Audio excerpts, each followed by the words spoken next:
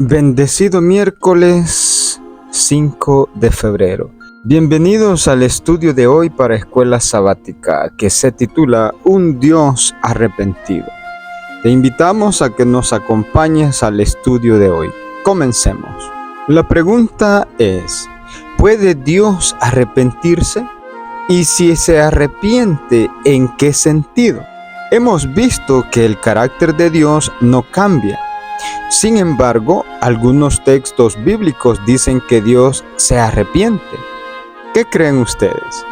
Humanamente hablando, arrepentirse implica reconocer que se ha cometido una falta o un error. ¿Cómo es posible, entonces, que algunos pasajes bíblicos describan a Dios como arrepentido? Leamos Éxodo 32, versículo 14, y comparémoslo con Jeremías 18, 4 al 10. Tratemos de responder a la pregunta, ¿qué opinas de estas descripciones del arrepentimiento de Dios? Éxodo 32, 14 nos muestra este pasaje que Moisés intercede por el pueblo de Israel después de que hayan cometido el grave pecado de adorar al becerro de oro. Dios inicialmente decide destruir al pueblo debido a su rebelión, pero después de la intercesión de Moisés, Jehová se arrepintió del mal que dijo que había de hacer a su pueblo. Interesante. Jeremías 18, 4 al 10.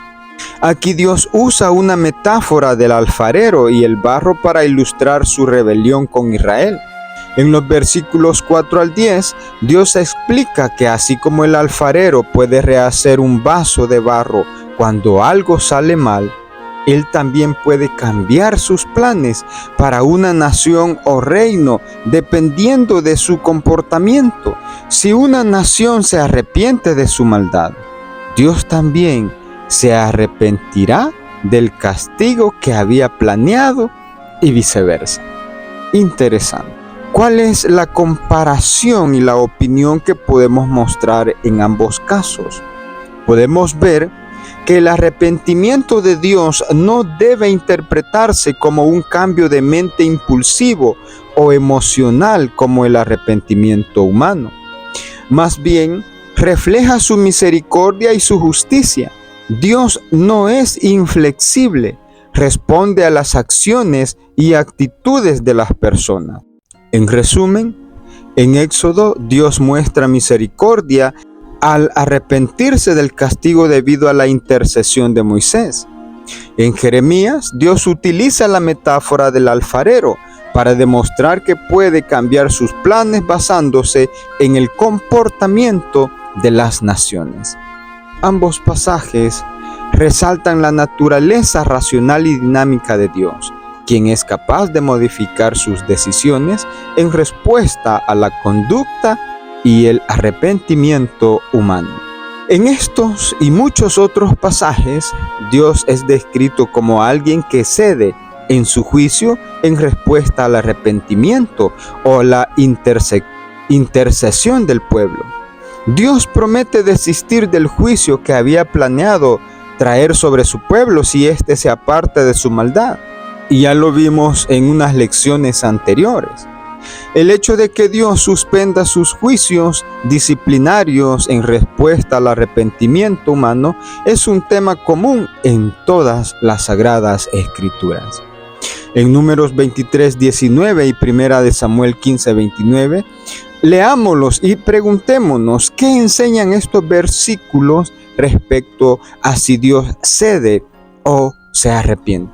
Número 23, 19 nos dice, Dios no es hombre para que mienta, ni hijo de hombre para que se arrepienta. Lo ha dicho Él y no lo hará. Ha hablado y no lo cumplirá. Impresionantes palabras. Primera de Samuel 15, 29.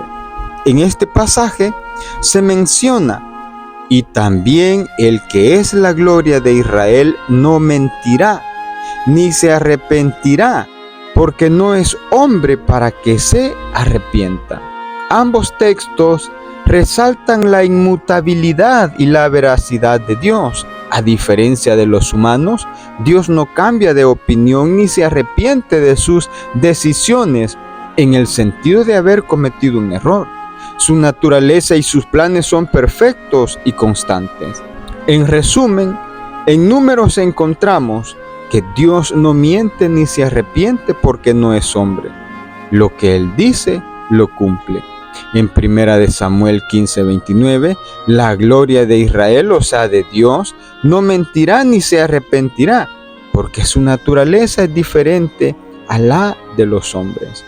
Estos pasajes declaran explícitamente que Dios no es hombre para que pueda arrepentirse, y que Dios no es hombre para que mienta, ni hijo de hombre para que se arrepienta. ¿Acaso dice y no hace? ¿Acaso promete y no cumple? Números 23:19. Leídos a la luz de los otros pasajes, estos textos no pueden interpretarse en el sentido que Dios no cede, en absoluto, sino que transmiten la verdad de que no cede ni se arrepiente de la manera en que lo hacen los seres humanos.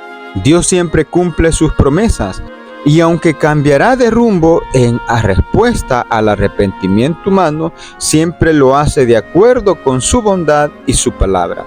Dios suspende sus juicios en respuesta al arrepentimiento precisamente porque su carácter es bueno, justo, amoroso y misericordioso. ¿Qué significan las representaciones bíblicas de los cambios que Dios hace en su curso de acción?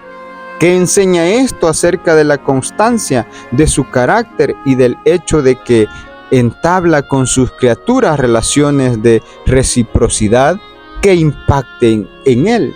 Comenta la pregunta y da una respuesta en tu iglesia o en tu grupo o en tu clase familiar. El comentario de la señora Elena nos dice: ahora pues, déjame que se encienda mi furor en ellos y los consuma. Había dicho el Señor, si Dios se había propuesto destruir a Israel, ¿quién podía interceder por ellos?